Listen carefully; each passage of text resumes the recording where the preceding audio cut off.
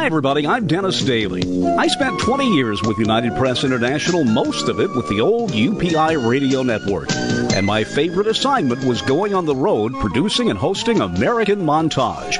It was an hour-long weekly program. Now here's an edited version of one of those shows. Hi, and thanks again, everybody. You know, we all have something in common, and that is we all love being out in the kitchen, whether it's checking in the refrigerator to see if there's anything in there, or turning on the stove, using the microwave oven, or doing what I like to do best, seeing if my garbage disposal works.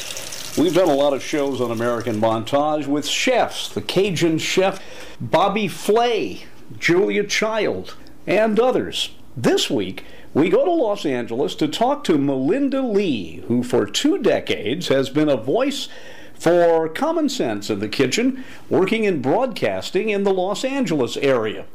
The first thing I wanted to know was, where was she from? She has such an interesting accent. I thought she was from the South. Southern California, Los Angeles specifically, born Really? and raised. So what I'm hearing is my imagination, I guess. I think so. People say different things. My name, because of Robert E. Lee, some Yes. people say I might be from the South, but I'm not. My mother was from Texas, and her family before her Georgia, but she had every now and then she pronounced a word in an odd way, but she had no Texan accent. She was out here for years. How old were you when you first started hanging around the kitchen?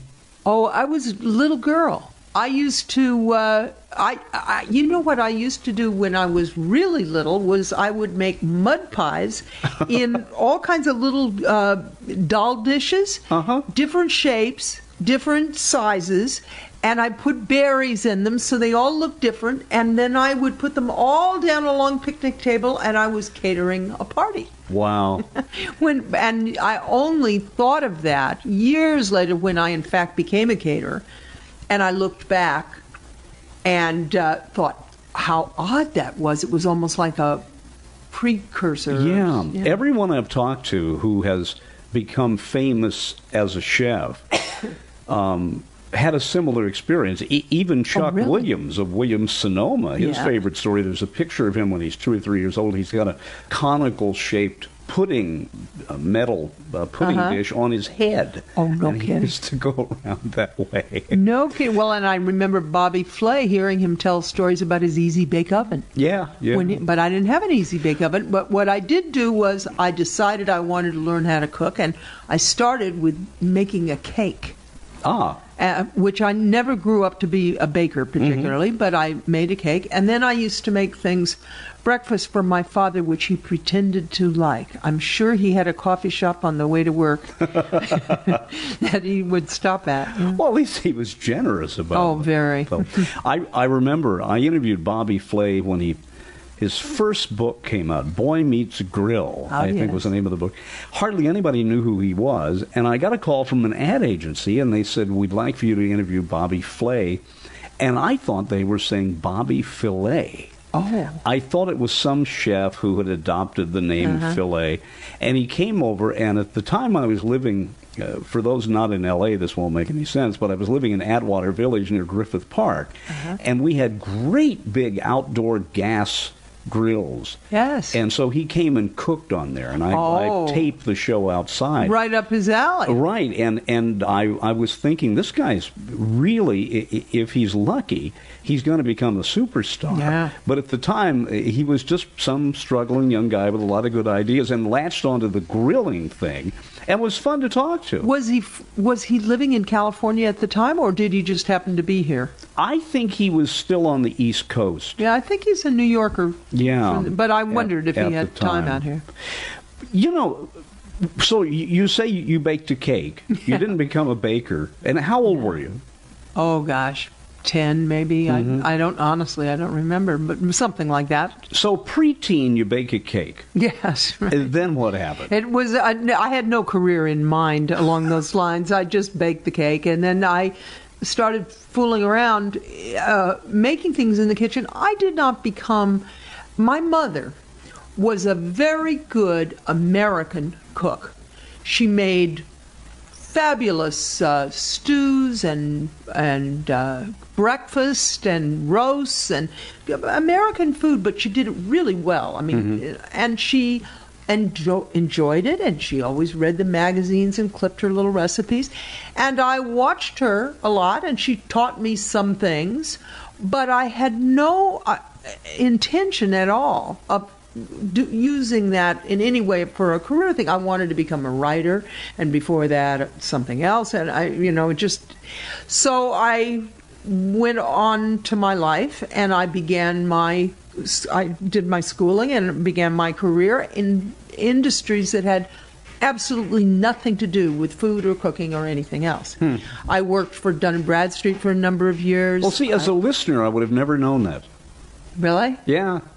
I mean, your love of food is so infectious when you do your radio show.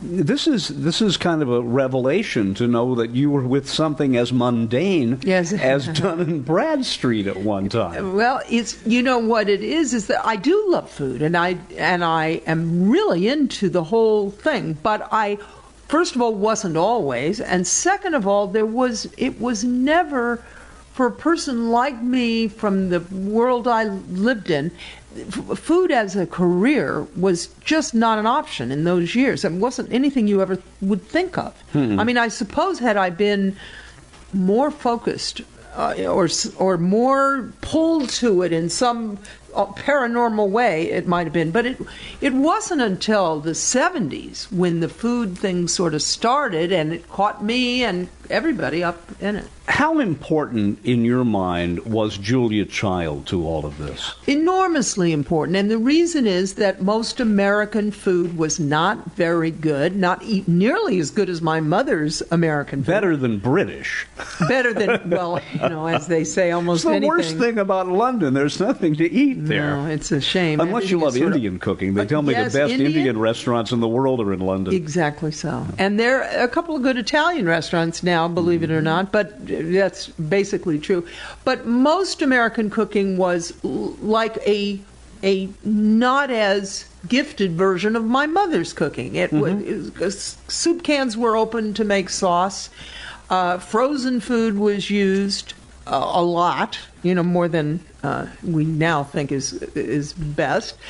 And people didn't seem to have much of a palate. I mean, everybody ate pretty much the same thing.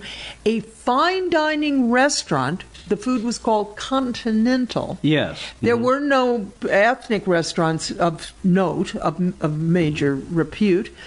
And fine dining restaurants, this continental food included overwrought hotel food and a lot of steaks and roasts and things like that. And it was not very imaginative, and you could one menu was the same pretty much as anybody else's menu, just the decor was different. My memory in the late 60s of going to New York City for the first time from Indiana was that all the big hotel restaurants, I just think in terms of prime rib for some reason. Yeah. That you drowned in prime rib at these places. Absolutely. And so what happened when Julia Child came along is she said, wait a minute, I would like to tell you, there's another world. Don't you feel good that you're there on radio on the two biggest news stations, one being talk and news, in Los Angeles, doing what you do best with a very, very strong audience, keeping this tradition of broadcast food alive? I feel very good about it. There is nothing more pleasurable than talking to people whose company I enjoy, and I do. We have the most wonderful audience, and they're funny and fun and informative and all kinds of good things, but never nasty and bad mood and argumentative. We are talking together, enjoying each other, talking about something that I love to talk about. I'm so happy to give them information that I have gotten over the years and make their lives a little better. I mean, what could be more fun? There is no downside. It's just very pleasurable. Melinda Lee, thank you very much. I have heard you over the years when I used to visit L.A. and then when I lived out here, And you just do such a fun show, and you have a way of being in control of the show. Thanks for taking the time to join us. Aren't you nice to come to talk to me, Dennis? I enjoyed it so much. Thank you. Uh-huh.